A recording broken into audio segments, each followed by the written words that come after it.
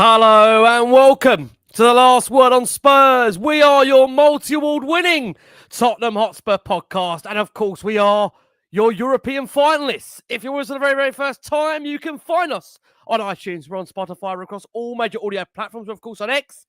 We're on Instagram. We're on Facebook. And we're on Blue Sky too. We are back here as we are looking ahead to Spurs returning to Premier League action against Crystal Palace on Sunday. And I know what people are thinking. These are the most meaningless Premier League upcoming games, but we still have to cover them. Helping me, guiding me, steering me through this edition of Last Word on Spurs, I'm joined by Billy T from Change for Spurs. Bill, lovely to see you. How are you? Yeah, very good, mate. I was on the phone to you earlier today, and I was saying, I think this is the first time I've been on after a victory. Absolutely buzzing, mate. It's on cloud nine. Great to share it with you three. Looking forward to getting into this. We're absolutely buzzing. And Bill's been with us for nearly 2.5 years. It's tough times. It's tough times. Back on the show. He's not seen many wins since he's been here. And he's been on here quite a while this season. Johnny Hammy's back all the way from the all the way from Norway, where Johnny has come back to find us. John, how are you? Are you fully recovered? We'll get you to unmute. I know it's tough. I know you don't want to speak. Johnny, let's get you to unmute. How are you, John? Are you well? There you go. Sorry. Yeah, as you can see, I'm not myself. No, I'm fragile. But I'm here, and I've never missed Last Word on Spurs, no matter what. Might have frozen my assets off in Norway, but the heat of the victory and the celebrations made everything worthwhile. It was amazing. It was an emotional evening. I knew it would be an emotional evening. Whatever happened, we were either going to blow it, as we normally do as Spurs do, or we were going to taste a victory and celebrate. And that's what we had last night. Fantastic. Bit of a worse for wear. Didn't get back till 4:30 last night. And to all those fans that went, oh my God, it was special. And to all those guys that weren't there, I know you'd love to have been there. I hope you were celebrating, jumping up and down on your couch. And we'll see you all in Bilbao. Yes, absolutely. Absolutely. We've got a really, really exciting 10, 11 days to come in the build-up to what's going to be an incredible final. And I spoke to Jara earlier as well, and I think, it's been a really weird last 24 hours through what this club has put us through, John. Yeah, I mean, we've got to say there's some exciting times ahead where we've got to say, in the midst of this season, Jara, it's been concerning. We've got something very, very exciting potentially around the corner, right? What I have enjoyed the most about this win and the Frankfurt away win, the solidity of the team. There's no Ange ball. No one's even talking about Ange ball at the moment, So really solid. I thought the players were had a good shape. They were really compact, and that gives you half a chance in football, doesn't it? That gives you half a chance. Maddison's going to be a miss in the final. I thought he was a little bit of a miss yesterday. I think he's the kind of guy that would likely to have a good game against United, because I don't think they'd mark him out the game that well. So I think we're going to miss him. Kulusevski, I'd be interested in what Johnny said. You can't really tell just from the telly. He put a shift in. He looked like he was closing down their holding guy. But he's not at that creative level that he was in the past with us. Even before he got injured, he was looking a bit tired. He wasn't looking himself, and he's a crucial player now, Kulusevski. But on the whole, absolutely delighted. And I've got to say this in regards to Ange Postecoglou, who's really got on my wick at times, increasingly this last year. I'm trying to say, John, when he does go, I'm going to really miss your pronunciations of this man. Geezer gets on my wick at times. That's having a go at the fans. We're very good fans, Tottenham fans. Probably the best in the country, but whatever. And I actually, the last few times he's opened his big fat gob, he said the right thing. He's been sticking up with the fans, sticking up with the club, because there is an agenda against Tottenham. Of course. There's an agenda. We all know that. We all know why. It's multi-layered, and we all know it. And it's like that's what you want to see, your gaffer standing up for the club. I don't think he'll be there next year if Paratici's coming back. Looks like he will. Then I guess he won't be there. But I thought more power to you, and I really hope he can turn around and put two fingers up to everyone and say, there you go, mate. I told you I always win something in his second season. Absolutely. Absolutely. Like I say, we've been told, and wouldn't that be the most coldest reply to just put that Europa League on the table and walk out? I mean, look, we've got to say Yeah. this. Drop the mic. Drop the mic, quite literally. Don't drop the Yeah. trophy. On this Yeah. point, Bill, coming over to you. Look, it's been I've got to say, a fascinating last 24, 48 hours in the world of Spurs, because Ange has become the first ever Australian manager to reach the final of a UEFA competition. You have to give, again, big up to him for that, to achieve that from where he's come from, his background and what's led him to this part of the world in football. You can't knock that.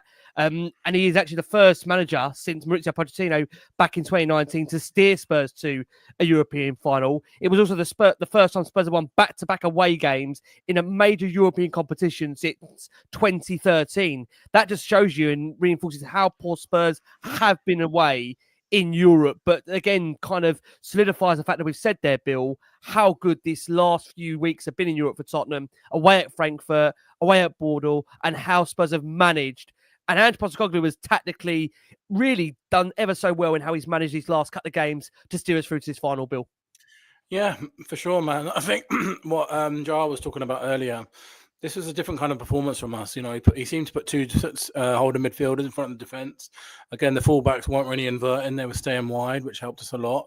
And we were doing things like when you watch.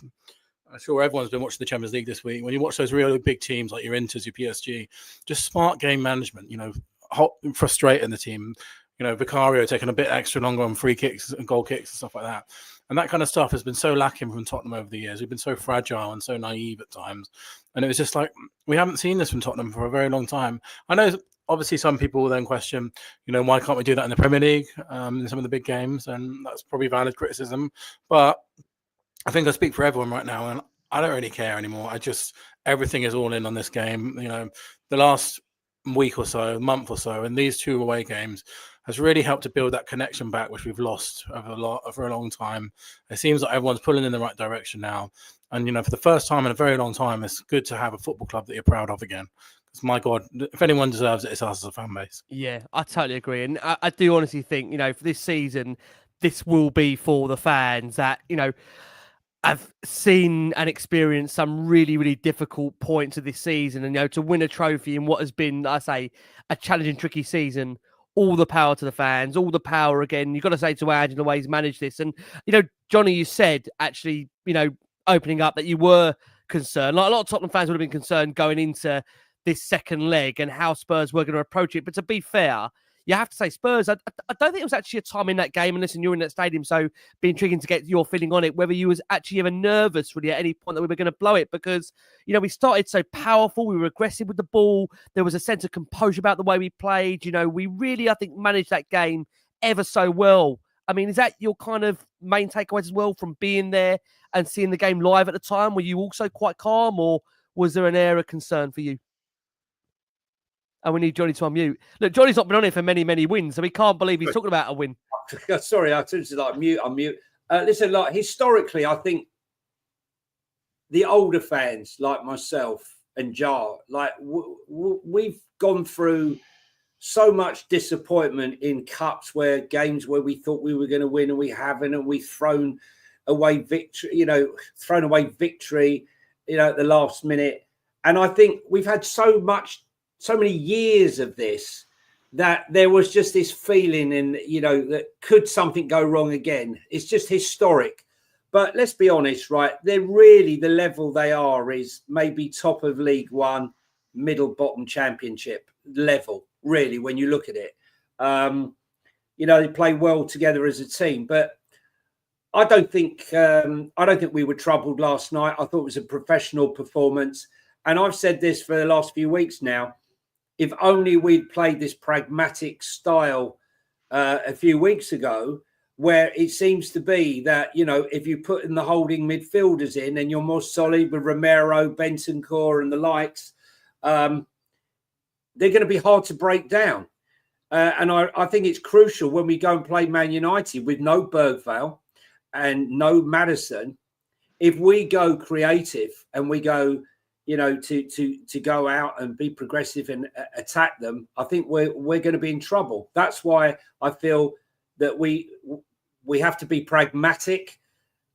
We're going to be predictable because we got no midfield, really, create midfield. So most of our danger is going to come from the flanks. And I think that's our best chance to hit them on the counter. And last night, it was very much like a rehearsal, so to speak, for that Man United game. As far as Kulusevski, I think he was running through treacle at times. He's not quite right. I thought Bentancur and Kuti were linking fantastic. I thought Pedro Porro and Destiny did very well. Again, though, I thought the front three weren't there. Don worked very, very hard and deserved his goal. As much as I'm a fan of Richarlison, you know, he looks like a guy who's been out for such a long time that he's chasing every ball. He needs to be more composed. And Brennan Johnson, I'm not quite sure what to say, to be honest with you. We didn't need him. We didn't need him last night. But when you're not in the game, you got to find a way to get in the game. And he's just, I haven't seen enough of him, to be honest with you. It's crazy, Nick. He is the top scorer for us in all competitions. So, I mean, the reason why, again, he'll be playing, there's that kind of narrative back post Brennan. But the thing with Brennan, as we know, is that when he's not scoring, what is he doing? But look, I mean, we want to keep it on a positive vibe, like we said. I think you said it was brilliant. Look, hey, hang on. It was fantastic. You know, I just, you know, why didn't we do this before? I mean, I was happy we've done this. I was really over the moon. We did it in Frankfurt. This will be the thing, isn't it, Joel, coming over to you? And you actually said this off air. Is why do you think, Joel, we haven't deployed this on a more frequent basis? Because I think we saw it against Brentford, to be fair, and that was at a time when we were decimated by injuries, if you remember. So we were forced into it. But what we have seen, and it's interesting because Anne just denied there's been any real difference in approach between the Premier League and Europa League games, despite what we see to our own eye, you know, game to game. It would be an argument, Joel, that had we seen this adaptation that we have seen from Premier League to Europa League, that we may be in a very difficult position. We'd be in a more different position in the Premier League. Well, I think because of the injuries, that was a massive factor, to be fair. You couldn't get away from that completely, no matter what you did. But come on, logic tells you if we had adapted this attitude from the get-go, from the injury started, or before even, we'd be probably sitting 8th or 9th in the table. You know, we wouldn't be sitting where we are in the table, at least, you know. We wouldn't have had such a bad toxic feeling with the fans who were obviously resentful with lack of success over the years under Rennick and before them even. So this year was just like, it felt like an idea. It felt like we'd gone. It was back to the late 90s, early 90s. You know, with Arsenal starting to come good. We were just like the whipping boys up the road. You know, I think this is more than Ange. He doesn't play this way, as far as I know. He never has. Someone correct me if I'm wrong. I think it's a joint thing. I think he's been smart enough to finally start getting some advice from his coaches and being pragmatic. Finally, I suspect that's what's happened. I do say it looks like the players still like him. It does look like that. I think the club definitely want everyone to be on message that everyone still loves Ange. But it doesn't look to me like he's lost the dressing room or come close to it, to be fair. So just in the nick of time, everything's possibly come right for this final, you know. And at least we've finally become hard to beat, hopefully, you know. Yeah. Well, just you know, on that point, the creative side of it does bother me, as Johnny said. I wonder how predictable we'll be. And then, you know, at least if he got good crosses of the ball, and Porro's a good crosser, in a way I'd rather see, you know, he hasn't got pace, Kulusevski, at least he can put a ball in and tell him, look, son, either come inside, lay it off for Porro to cross in, or you cut back on your left and just bend it in. And I quite like Richarlison being there, at least to start the games, because if he sticks a bit closer to Solanke, it's like having two in the middle. And I thought he really worked very hard, Richarlison, yesterday. If anything, he wasn't quite selfish enough. There were a couple of occasions when he was almost on a sort of one-on-one with a defender and chose to hold the play up and wait for reinforcements. When maybe he should have gone at his man, looked to make a yard and get a shot off, you know. But I was overjoyed when we beat Brentford away playing sensible football, because Yep. there's a humility to that, you know. There's a humility. That's a starting point. That's a starting Absolutely. point. But you know that Absolutely. you're treating your opponents with respect as an offensive force. You know, you know if you allow them, your opponent will hurt you, which they will do at a top level. You know, and so you're at least you're compact, like a boxer with his chin in and his fists up. You know, to start with, stay in a bloody match to start with. You know, Yeah. and that's what it might be against United. It's a long way to go. We've got a couple of weeks to go, but everyone's going to be talking about Tottenham, of course, and our frailties. But United, you know, it won't take much for them to start getting nervous and making mistakes, you know, and all that. They're on a roll right now, but I sense things are quite fragile with them, you know. So half of it would be about not doing anything stupid, closing in down that Fernandes for sure. Yep. He's the Yep. danger man, you know. And so maybe you put Kulu on him or whatever, you know, you get on him, you don't let him turn or have time to look up. And of course, they'll be looking to hit us on the flanks. And that's where this will be, a battle will be fought on the wide positions, I would imagine. Absolutely. Look, we are going to go for our first break of the show for listeners on audio. Taking that break, we're going to hear from a passionate speech that Ange Postecoglou gave to those players in the dressing room. So you're going to hear that now. We're going to give you our thoughts on that. And then we are, of course, going to turn our attention to the latest news and views as Paratici is in talks over a return to Tottenham. What does that mean ahead of Palace to come at the weekend? Let's hear from the gaffer, Ange Postecoglou, who has steered Tottenham through to a Europa League final. What you, as a group, players and staff, have gone through this year. Oh, big dog. Come on, boys.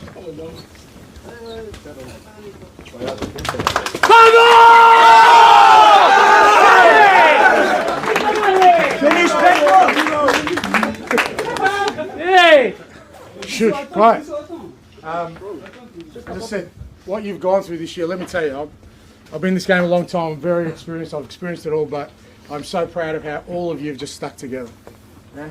Not one time have I felt like, you know, people are not believing or have lost what we have in here, and it's just outstanding. People will never realise what it's taken for you guys to be in this position, and you deserve all the credit for that. That's unbelievable what you've done. To come to this place, difficult place, win comfortably, but the whole time through, all the things we've had to deal with. You know, there's people who aren't with us today, yeah? We're back home. Fraser's played a big part of it, and Sonny's played a big part of this. Matters, Lucas, Radu, they've all played a big part, and everyone's contributed. And that's the main thing that's got us to this point. Yeah, we've had problems for sure, but we've stuck together. And you deserve it. Now we've got 2 weeks, just under 2 weeks to prepare. Every day is important. Yeah? Every day, every training session, every game we have between now and then is about getting ready for that big game. Well, you can change things. You saw what you did. 400 supporters here today. They'll never forget it. And there's thousands back home. You can make it something really special. I keep saying to you, this is the group of players that are going to do it. So we focus on that from now on, but you deserve all the credit. It's been outstanding. So from tomorrow, we focus, yeah? Tonight,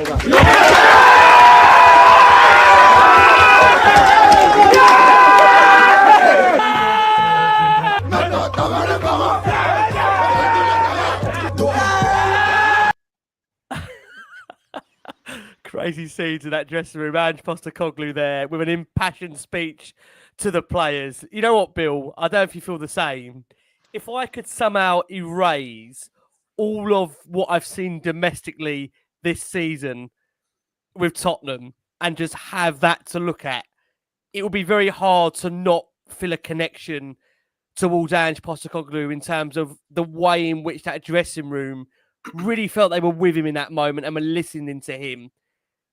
Is there any way, Bill, he could reel you back in? You were one of his most longest-term supporters. What do you make of that? Oh yeah, man, 100% can reel me back in. That speech, if that doesn't get you in the fields, I don't know what will, man. That's what you want. And when we first signed Ange, I know there was obviously that one of the Australia talk that he did before the game. There was a couple of ones at Tottenham that he did as well. That's obviously one of his very biggest strengths, is to like connect him between the players. And I think if we can kind of assume that he hasn't lost the players after what awful season that it's been. That's a huge to his credit. And, I want nothing more than him to win that Europa League trophy for us. And I think if he does that, I'm not sure about next season, but I'll worry about that when it comes. I just want that trophy. And I think if he does that, he'll be forever a Tottenham legend. He'll go down on a list that'll be remembered forever. People like Keith Birkinshaw. I never saw a single game, but it's a name that I always hear all the time. And Ange Postecoglou will join that kind of name, that forever, and he'll be forever remembered as a Tottenham manager that won a European trophy. Yeah, I mean, it is mad, isn't it? I mean, the thing is, Johnny, I know, like I say, I think we've been from a similar feeling in the last, I mean, don't know how many months that, whilst we've tried to remain behind the team, there's no doubt about it. I think under Postecoglou, there's been a concern about us tactically and, that need for adaptation. It goes back to that point we said earlier. If we could see what we saw against Frankfurt and Bordeaux, in earlier parts of the season, maybe we wouldn't feel the way we feel about the manager. But, what do you feel when you watch that passionate speech that he gives the players and the way everybody has reacted to him? And we'll get you to unmute if you can for us, Johnny. Honestly, I'm a bit conflicted with this. The best bit for me was when Porro came in and screamed, and Ange told him to shush. Right? And he listened. I tell you what, I find interesting. Right? For a guy who's so motivational, and we know he is, we've seen it, we saw it there, we saw it in the Australia address before they went out for the big game. Do it for yourself, do it for your families, all the rest of it. So why is it then, when we come out for these big games, is he not talking like Winston Churchill, like, John F. Kennedy or Martin Luther King? I have a dream. Right, that when they come out of that dressing room and they come onto that pitch, they're so fired up that we can feel it. Instead, what we have is like they've been given a sedative when they come out. Like the first 15, 20 minutes of a game, like no one said anything. So I just find it quite strange. As much as I love that, and we love to see that, these clips of the magic moments after a big victory, I would be more impressed if he manages to deliver a speech even more motivational than that one there before they come out to that game against Bilbao, because it's going to have to be a big one, right? And I want to see those players coming out fired up in the first tackle. I hate to mention them, but those down the road, although they lost, what we do see is whatever that crazy dude says to them in the dressing room, they come out like their lives depend on it. And that's what I want to see. That's what I expect to see in the big game in 11 days. Yeah. But it was great to see. It was great to see. And long may it continue. Yeah. I mean, like I say, you can't get away from the fact, as I said there, that even if you're not Angie's biggest fan, the way in which he did, get that dressing room really together in that moment, it does make you wonder and think, if there had been a bit more adaptation, a bit more pragmatism in certain parts of the season, it's a fascinating point. I mean, Joel, what's your takeaways from that when you watch that? Again, I don't know, AJ, you've seen many different Spurs managers. When you've had that little bit of an insight there into the dressing room and you've seen that kind of moment between Ange and the players, what was your takeaway from that? Well, we have to remember we'll be manipulated, they don't show the times when he's goes all quiet and sulking and boots are thrown about and people are sulking, so it is the club is controlling it, the narrative, obviously. But similar to Johnny, you just, it's like, well, that's great. What happened earlier in the season? Some of those games where, like Liverpool away in the cup, terrible. I mean, it's just shameful, because you've got to at least come out and get stuck into some tackles, Yeah. And so it's good to see. It's great. I suspect he's only got one more game at Tottenham, Ange, and I think it'll suit everybody. Maybe I'm wrong. Maybe he'll be there next year and it'll all work out. If Paratici's back, I don't believe Paratici wanted him in the first place. I don't imagine them getting on really. But who knows? Who knows? But they've got one more game, so be that impassioned before the build. Not mad, not like come out like Gaza, doing your cartridge, your crazy tackles, or being too, which is just as bad in its own way as being really too meek. You got to come out like a professional, and But I think so much depends on the players. Romero, I'm looking at him yesterday thinking, yeah, finally we're starting to see that's a captain. That looks that's like a captain. The World Cup, and you think, oh, you're probably going to go to Real Madrid, but I don't want you to go. I thought I really like the look of you when you're like this. You're really aggressive. He only did one little mental thing, didn't he, last night? He was pretty much controlled through the whole game. And Van der Ven, we've got a great player there, obviously. Absolutely. The two of them looked as safe as houses, it's wonderful. So much comes from that settle back four. I did feel sorry for Spence. I felt he was better than both Udogie and Porro a few weeks ago, but now they seem to be back on form, and all good. He's probably feeling a bit sorry for himself because I think technically he's a better fullback than both of them, actually, all round. But they both played great yesterday. Udogie's back to his penetrative best up the left.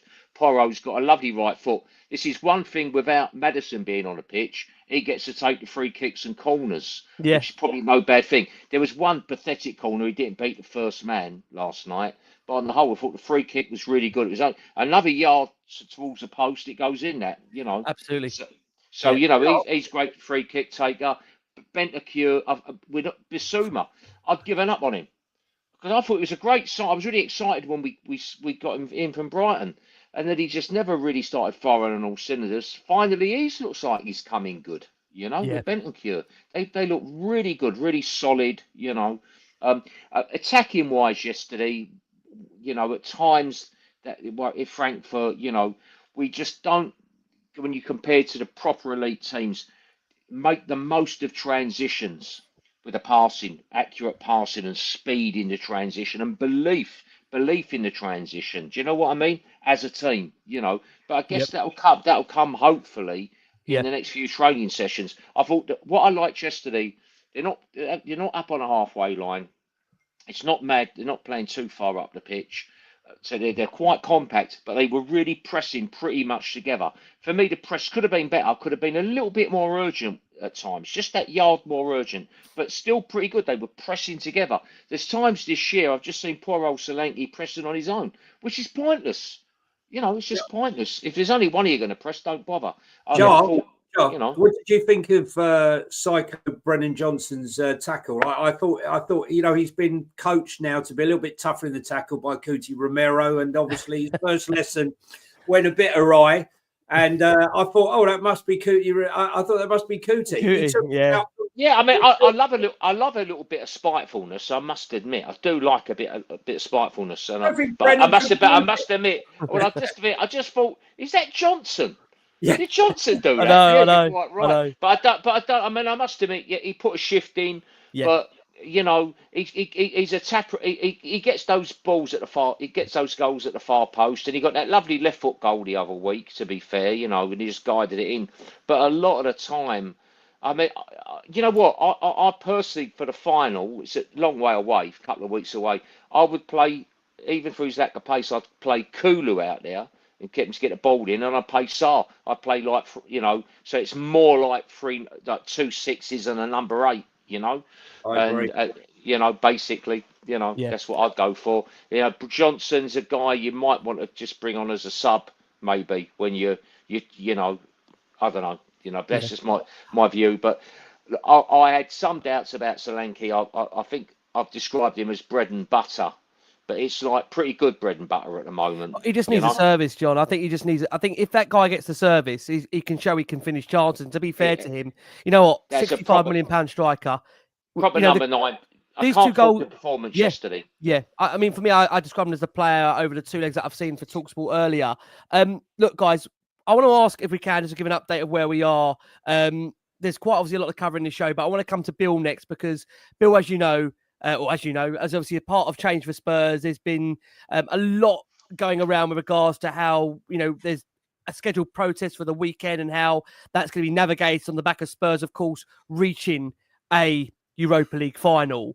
Do you want to give listeners and viewers an update with regards to how Change for Spurs are going to manage this weekend's pre-planned protest against Palace, which again, I think really important that I say this, I'm sure Bill, you emphasise as well. this was planned, of course, well in advance. I think we've promoted it for weeks here. So this is not just obviously that it's been obviously put together in the last 24, 48 hours. If you want to maybe talk us through the events of the planned protest against Palace and kind of where we are with regards to that from a Change for Spurs perspective. Yeah, sure, man. I'll start off by giving a brief timeline of events. So obviously, to put these protests in place takes about a month and a half of preparation. We have to prepare it with the police, the club, everything, to make sure we're all above board and we're not going to get shut down or something like that. So we put these plans into place, a good month and a half ago. We chose the Palace game as a game to do because at the time we only had the Forest home game, which was a midweek game, and the Brighton home game, which was the last game of the season. And obviously, anyone that goes to the last game of the season, it's usually a family affair.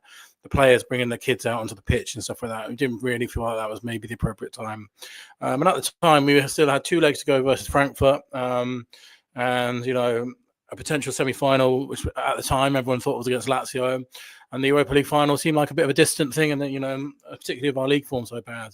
And as it's transpired, obviously, the main thing is we are in that Europa League final, and God knows no one would ever. That is obviously the most important thing that's going to happen in our club right now. Let's not forget that. And it transpires that this Crystal Palace home game is the last home game before that Europa League final. And because we've had 2 successful protests already, marches, we wanted to do something a bit different. So we decided to do an in-stadium protest. We've been in contact with a Man City group that have done a number of in-stadiums that protest successfully recently. So we thought we'd give that a go because we wanted to always try and do something a bit different. Obviously, it turns out that when we put our plans together this week, it's rightfully, some fans have been a little bit concerned with the fact that the kind of message that sells to the players. So we've spent this week on Twitter, in spaces, online. We've had thousands of people vote in polls for us across Instagram and social media. We've had space with, over 1,000, live listeners getting involved, tried to get as many consultations as we can. And we've come to the decision that we are going to walk back on the stadium protests. And we put out the following statement. Is it all right, Rick, if I read the statement? Is that all right? Please go for it. The floor's yours. Please go, Bill. Yep. Yeah, so to our fellow supporters, after carefully considering the feedback from our fans through various social media platforms, we have decided to cancel the planned stadium protests and have made a decision to stand fully behind the team on the pitch during the game. And just to cut in quickly, that was obviously the main concern that we were getting from our followers and from fans, that people really want to support the team, which, as anyone that's been following Change to Tottenham knows, that's what we're about. The pre-match march will go ahead as planned, providing a clear, visible opportunity for fans to make their voices heard. The decision is not a retreat. It is a demonstration of our commitment to both the team and the principles we stand for. As passionate Tottenham Hotspur supporters, our love for the club is unwavering. We have travelled home and away. We have members there last night, for example. Backed the team in the toughest of times over the years and stood together to support our players. We are proud of reaching the Europa League final, and we firmly stand behind the team as they chase glory.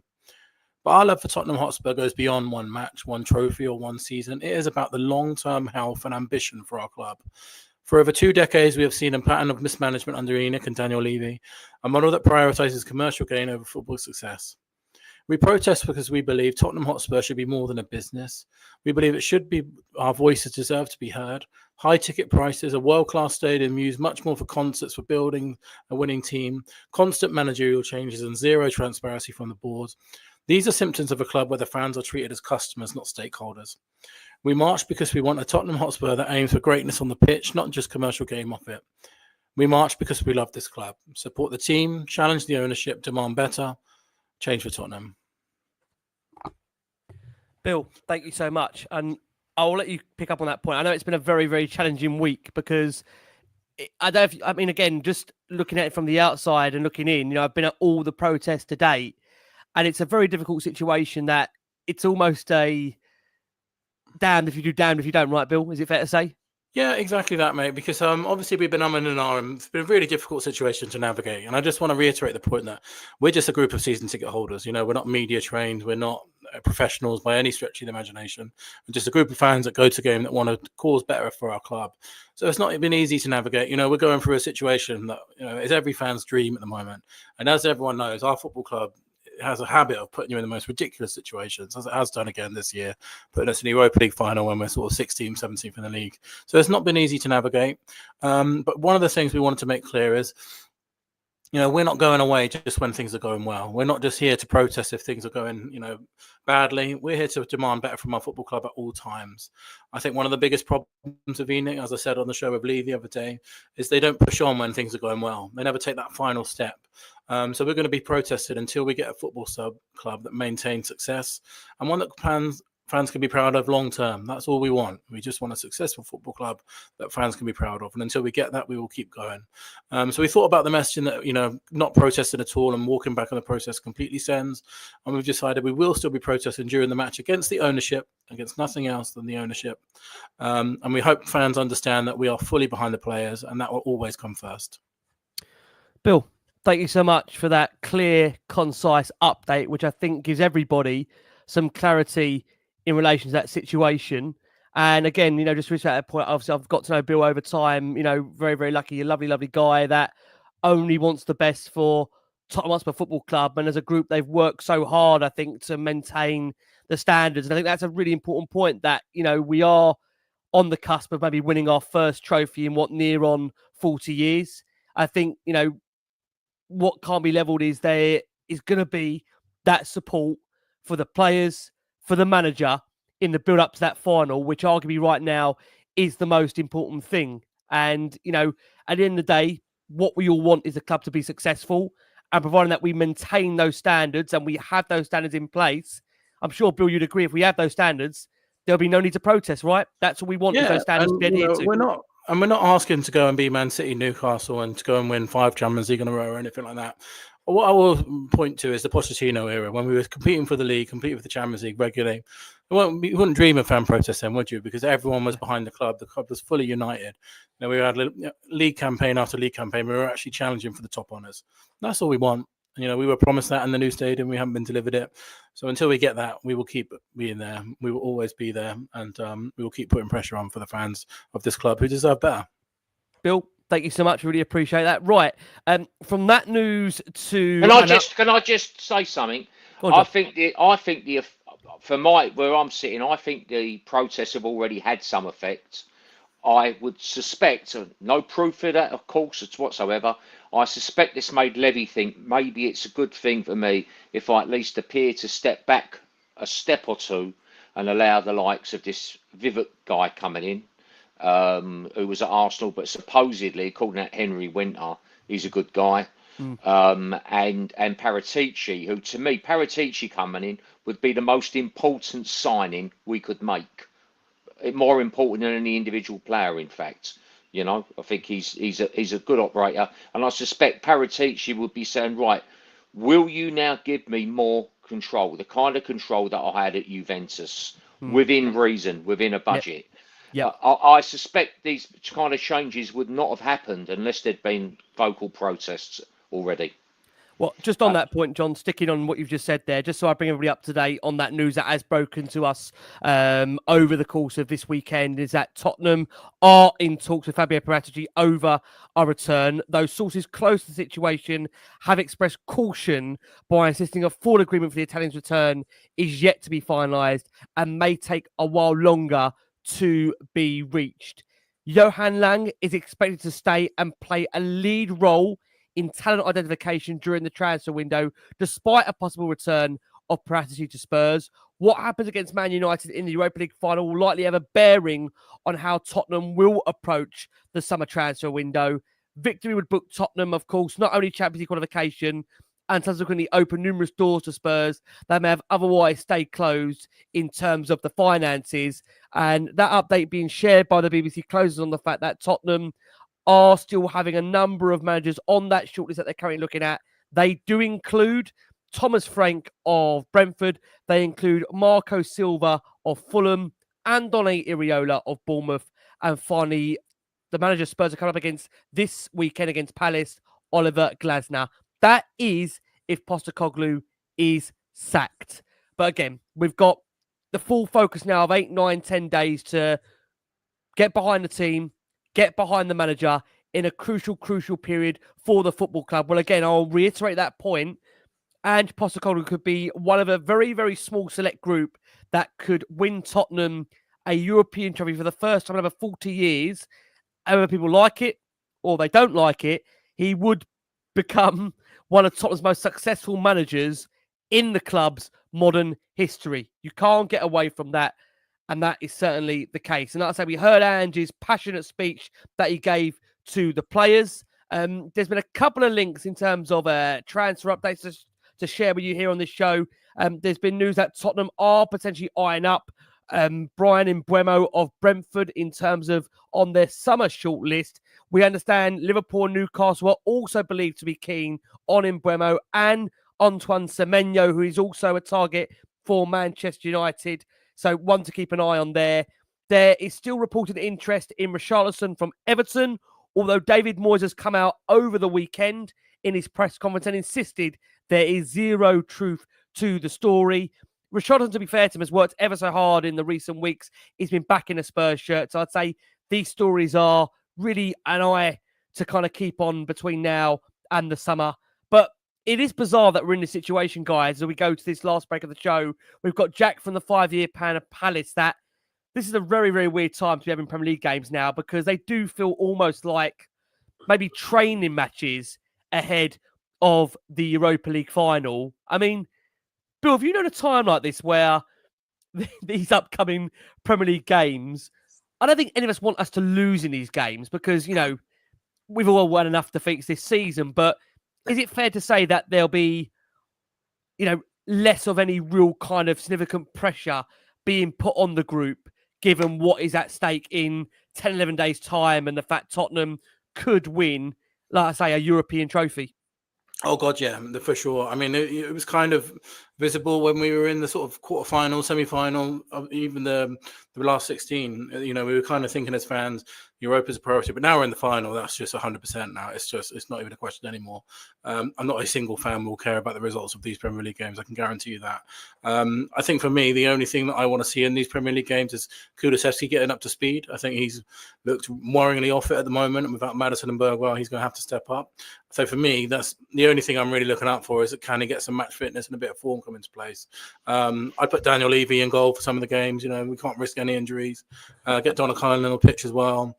You can't risk any injuries anymore. So I don't want to see any of the Romero, Van de Ven play any Premier League games, please. Keep them fit. You know, let's just really protect our players. And, you know, they're the chairman and owners of our club. So time to put some work in on the pitch, I think. Is an argument maybe on that point, come over to you, Johnny. I know you've seen a lot of the youngsters play.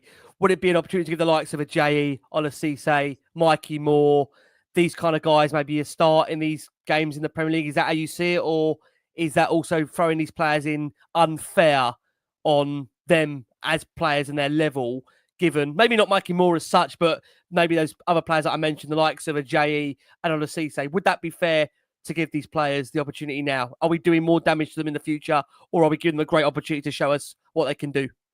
I think we've got to mix it up. I mean, look, he's going to start with Gray, Danso, Davis, and obviously Jed Spence. And then it's a case of the midfield. Look, I've said this, I'm going to say it again. With no creativity at all in our team for the final, I'll say it and I'll say it again. I think Mikey Moore should be on the bench for the final because he can play as a 10. I've seen it. I've seen him drift past players, take players on. He could be the game changer. As players start to tire, if we're still in this game, you need a game changer. You need someone who can create something out of nothing, and that is Mikey Moore. Now, should there be another injury, we're definitely going to have to play him. So what I would say is I'd like to see Mikey Moore play. I'd like to see maybe Callum Oluwasi play as well, Lusesi, however you want to pronounce his name, with Odegaard maybe on the left. The thing is, we can't play any of the players really that played on Thursday. That's the problem. It's too really, I think maybe a bit too close. Didn't get home till Friday. They didn't get home till later than me. So I don't think they got home till like 4:30, maybe last night. So they would have had a day off today, one day in, 2:00 kickoff. I think the only maybe a midfielder like a Basuma maybe or a Papasar to put in the midfield. But I would start maybe Tell and Odegaard on the left, and then why not put Dane Scarlett in up front? Does it really matter? Does it matter? I think the biggest worry, are we going to have another Lucas Moura moment? I was about to come on to that last Java, actually. I mean, with Sonny. Really? Yeah. I mean, because like it's almost written in the stars. You know, we've had Sonny who's underperformed this season for him. I don't want him to just be thrown in because he's the captain of Spurs. He has to prove himself. And quite honestly, for that to happen, he needs to start against Crystal Palace and start against Aston Villa. I need to see proof. Because if he doesn't play and he plays 15 minutes and then suddenly throw him in, oh, it's because of the experience. No, this isn't about experience. This is about being match fit. So I would spoil the kids, but I think next week against Aston Villa, we're going to have to go. We're going to have to play our full team. And I'll tell you why. They can be bought off, but I think they can't not play a game for 12 days and then go into that Man United game. It's interesting. I mean, it's an interesting one. You know, Joel, what's your take on that with Sonny? Do you think if he's... I totally agree with Johnny with everything. The only thing I would disagree with, I wouldn't put Basuma in. I'd put Sarr. Sarr's the only one I'd risk out of all of them. Right. I don't care if we get beat 7-1. I don't care. You know, we've got a final. You know, so play all the youngsters. I bet you do though. 7-1. Oh, mate. I know what you mean. If it's a youth team, do you know, we had worse. Remember, who's it? Cologne beat us 9-1 or something. Alan Pardew played for us. Remember that? I mean, I know we've broken records this season, Joel. I don't think I could take that one. 9-1. Oh, mate. You know, but no. What would you rather risk? More injuries? Oh, I agree. You know, yeah. But Sonny, I would love to see this be his swan song, but he can't start that game against United unless he's not only fit, he's actually sharp and match fit, and better than anyone in his position on the training ground. And at the moment, do you see him being better than Tell or Mikey Moore? I wouldn't. He's been a great player and a really great lad, but something wrong last year or two. There's no joy in his playing. Maybe it's just getting old. It happens to players in the field. There's no joy. He had a lot of joy in his play, a lot of zest and enthusiasm. That seems to have been gone. He's trying. He's never stopped trying. He just doesn't have that enthusiasm. He just hasn't quite got that yard to cut inside and get those shots away into the top bin. You know. Yeah. So mate, I'm gonna go on Sunday, but I really don't care. I don't care if we win, great.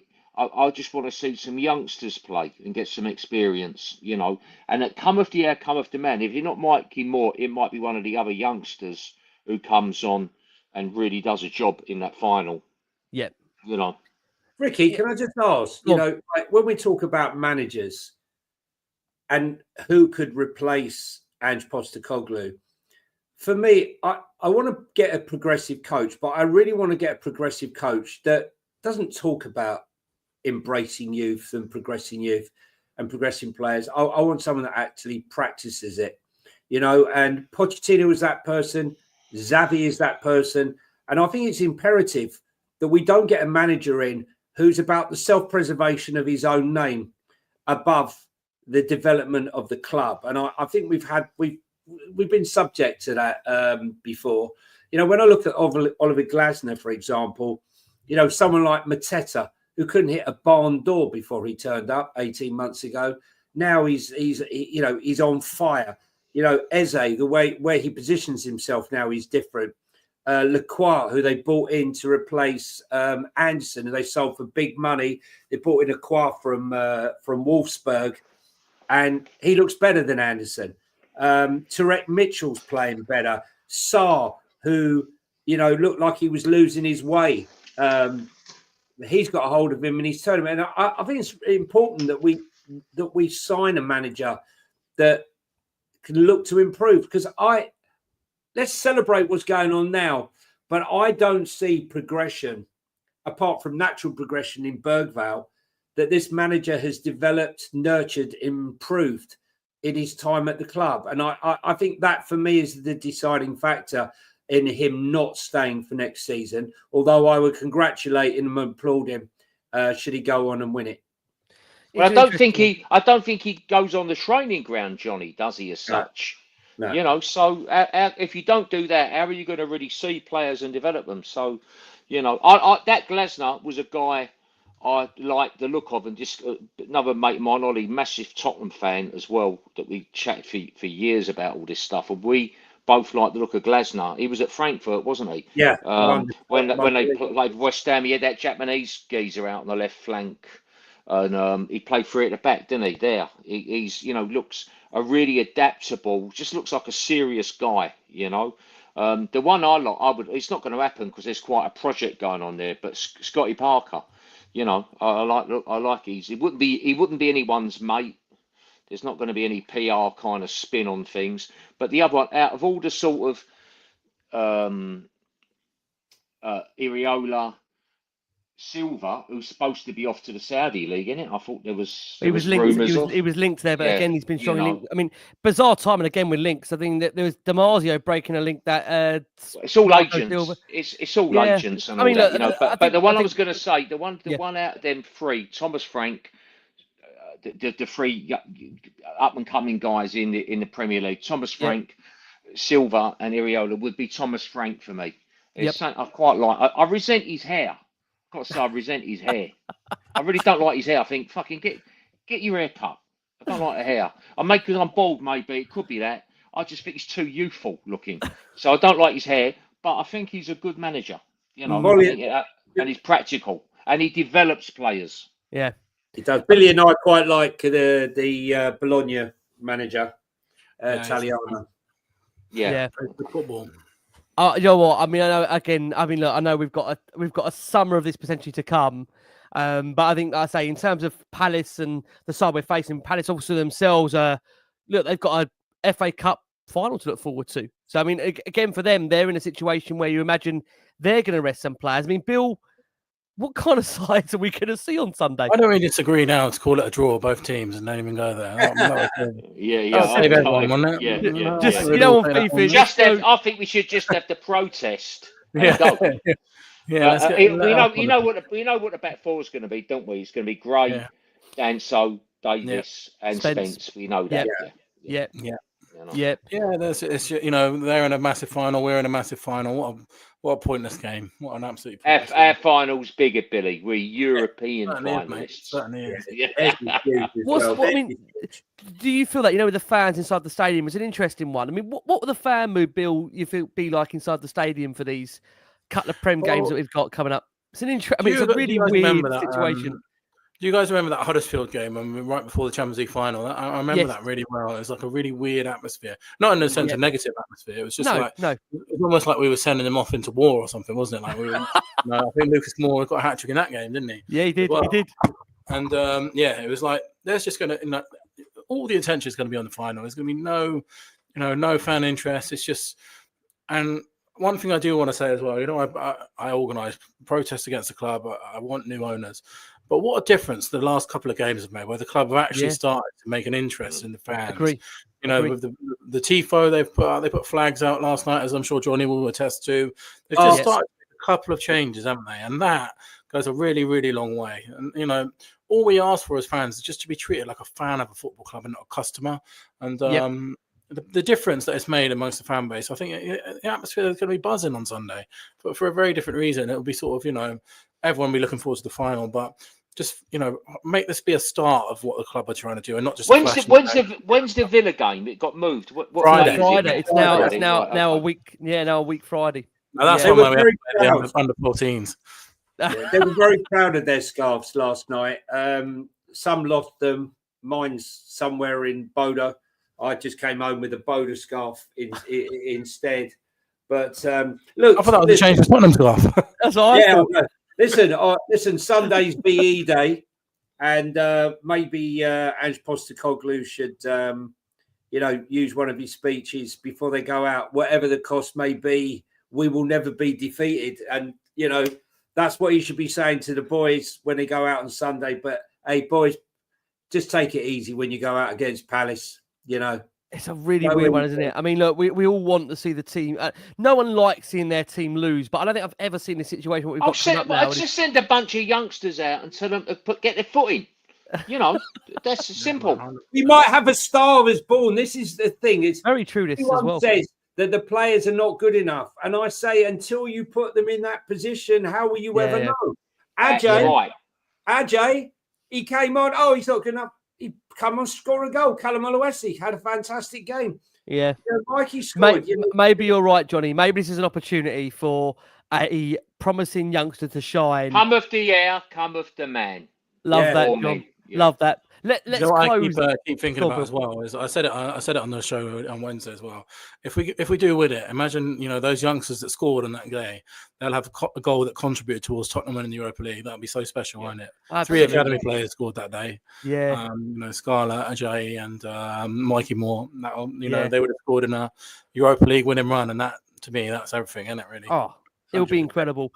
Just to close on the final, then, Man United. I mean, look. You guys know before I even say this, our record against them this season, played 3, won 3. And Lee McQueen has told me to manifest only positivity, which for me has been quite difficult this season. For a lot of fans out there, it's been difficult to manifest simply positivity. Bill, where will the final be won and lost? What the Tottenham need to, in your opinion, to beat Man United and to bring home a European trophy? I think looking at it honestly, I think it's 50-50.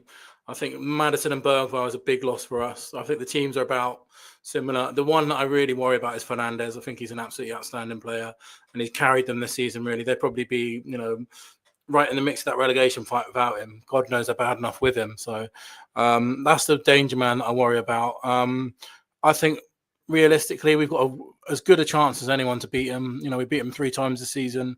I just worry without those 2 players that might come into it. I really hope not. But, let's be honest. We've beat, Ange's got their number. I don't think he's lost them in 5 games, has he? He's never lost to Man United in 5 games. So he's won to beat them 3 times a season. So yeah, you've got to be confident. You've got to be confident. At the end of the day, another consideration is they're the biggest club in the world. They've been in these finals, more times than we've had hot dinners. And that Lyon game shows you the kind of special thing that they can have because they have that mentality. But I fancy us, talent for talent-wise, I think we're as good as them, if not better. And I think as when we can have a plan for Bruno Fernandes, we can win it. Yeah, I mean, Johnny, is it worth remembering again? We're not facing a Sir Alex Ferguson Man United team. We're facing a Man United team, with all due respect, that have been pretty much in the same consistency of league form that we've been in. Should that give us confidence, Johnny, going into the final?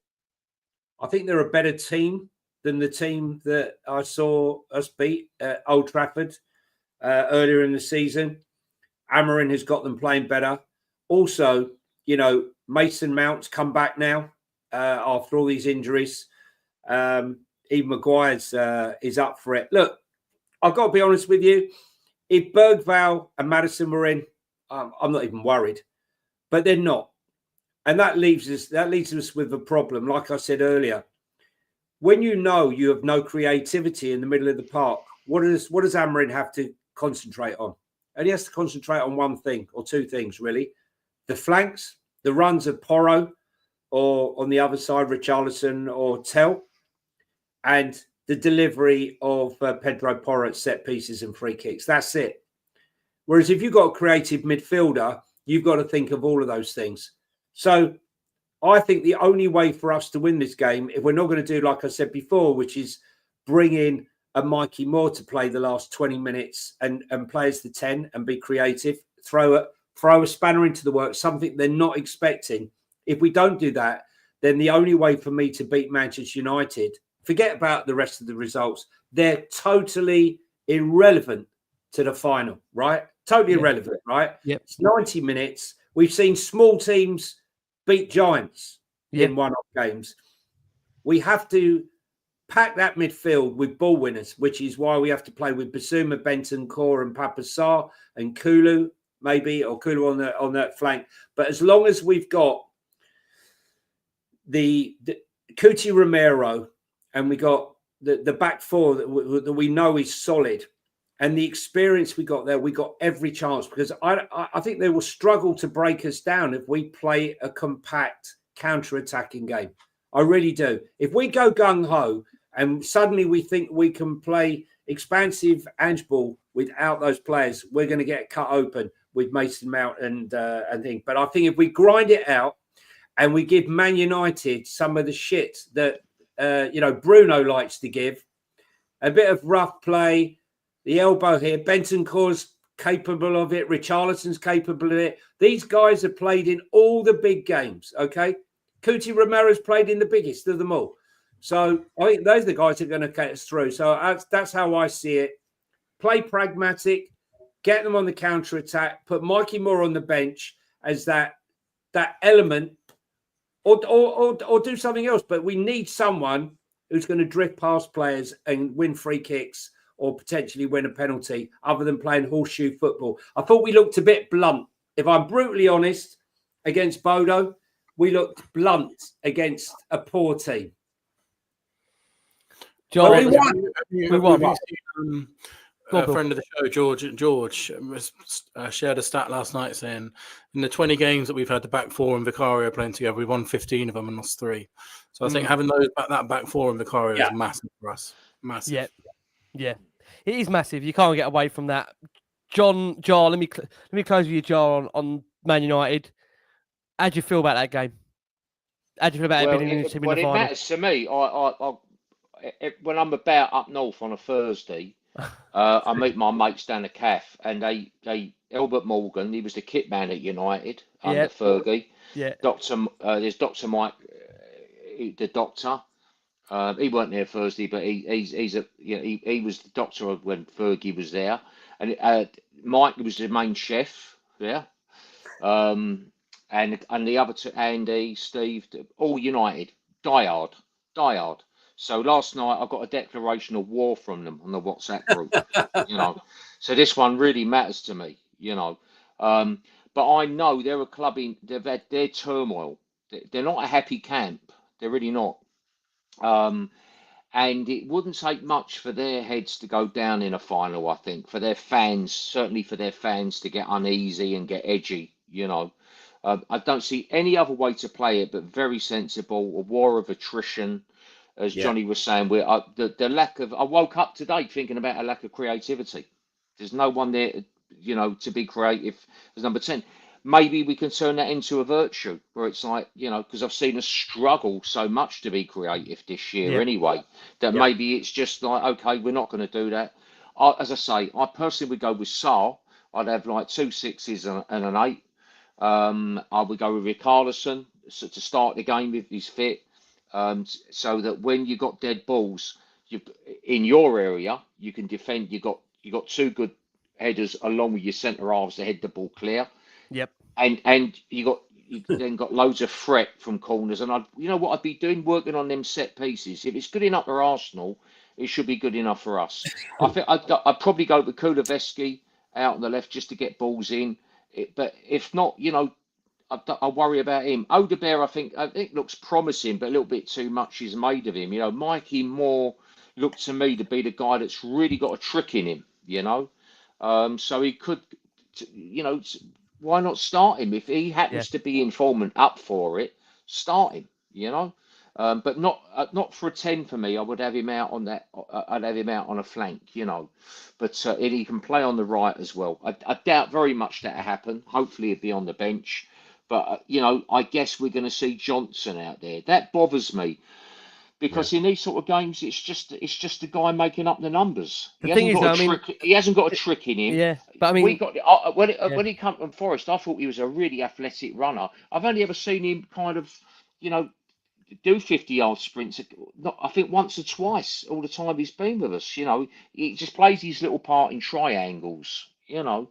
So I'm not so sure about him. But we just have to keep it. He's not a warrior. No, he looks a nice sort of lad, But this is where great managers come up with something on the day. They come up with a surprise. You put somebody there.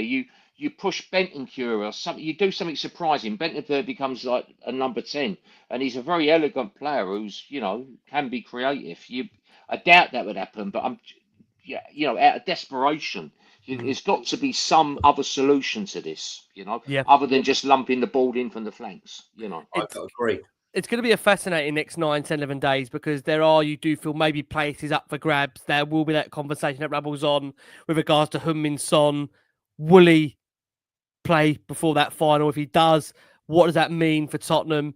But I think it is great given how difficult the season has been for all of us that we go into this period to really look forward to, and we're on the cusp of European glory. So that is the excitement to come. I want to say a massive thank you to Johnny. Johnny, thank you so much, mate. A real pleasure. We know, like I say, I think you agree, Johnny, for the fans that are out there in Bordeaux, and, not just those fans, but fans that have had to do those trips. I mean, that demoralising week to, live at Villa Park, Anfield, that week, that was so hard for the fans. I mean, bringing this trophy home would be such a big, it'd be amazing, wouldn't it, for the fans that have really had a difficult season. I mean, I don't know if someone's had a difficult life, but it's been so difficult. Listen, you see me, I do my videos when I come out, and people say to me, you're always so bloody negative. And I said to them, look, when you get in a car and you draw 4 hours there or 5 hours there and 5 hours back, and you see them not turn up, it's demoralising, and it's very, very hard to keep as a positive profile. But you keep going back in the hope each time. And I just wish, it's just a shame, I just wish more fans were there last night to experience that more than the 400 of us or whatever were there last night. But, I'm sure, just like I never managed to get to Ajax in that memorable night, and I was dancing around my living room, jumping on my son and going mental, right? That everyone else was equally happy at home or in a pub last night, enjoying it. But listen, we deserved it. Okay, the fans deserve. There is the fans. That's the last time. That's the last time we won it. Johnny's shown us a picture of the last time Spurs won. Yeah, the UEFA Cup. Yeah, it's what I mean. There's 41 years ago, right, John? 41 years. Yeah. I went to the away in Anderlecht. Miller scored, and we bossed the game. Should have won 3-1, 4-1. It was 1-1. Yeah. Very, very tight, nail-biting game. Went to pens, as we know. And I think this game, we don't do Hooperlink's first games very well, and this United game could be a Hooperlink's first game. I do agree. Yeah. And so that takes mental strength. The stuff of warriors. I agree. So that's a mental thing. So they've got this, and I think Romero's got that to win the World Cup. You've got to have that. He's got that. We want him as captain, Jar, right? Not Sonny. No disrespect to Sonny, I love you, but we need captain. Not a captain. Warriors on that pitch, that first challenge, right through the back of them. Right, I mean it. I mean, I want old school football. I want Roy Keane football. None of this, when Roy Keane had a go at James Maddison and James Maddison went and then disappeared for the next few weeks. Right? No, we need hard men. We need warriors with the right mentality, and I think we do have them on the pitch. Well, we do have them in Richarlison, Bentancur, and Kuti. So we can do it. I tell you what, and by the way, this is probably desperation. I wonder what the odds. Maddison goes to a Swiss clinics, get all the whatever plasma injections and whatever cortisone plus 10, whatever it needs to get fit for that final. I mean, it was tendons. It was tendons, wasn't it? It wasn't like he's not broken a bone. Do you know what I mean? I mean, he's put on Instagram he's going to be out, but I mean, listen, football, who knows? I mean, Bill, close with you. I love Jar. Jar's a legend. Bill, it's going to be interesting next 8-9 days, right? 8, 9, 10 days in the community. Yeah, sure is, mate. I just, I hope this connectivity that we've got as a fan base carries on into next season as well. And we can be parading the European trophy. It's nice to feel connected to your club again, isn't it? Like, it's been so miserable this season. At the moment, I'm reading every article, I'm listening to every single podcast. That's what you live for as fans, when you just want to be obsessed with your football club again, and that's what I feel like right now. Yeah, totally agree. It's nice to have a little bit of that feeling back, of course, ahead of a big 8, 9, 10 days for Tottenham. I want to say a massive thank you to the wonderful Johnny Hammy, always telling it as it is. Johnny, thank you so much. The brilliant Jar Wobble. Jar, all around on tour. Wherever you find him, again, we'll be putting those links in our description. We'll try and grab Jar wherever we can, Johnny wherever we can. Of course, Bill will be seeing him in these next 8, 9, 10 days ahead of a big period for Tottenham. Tottenham are in that Europa League final. We've got these couple of Premier League games to navigate. As always, thanks so much for your support. Keep on believing. And as always, come on, you Spurs.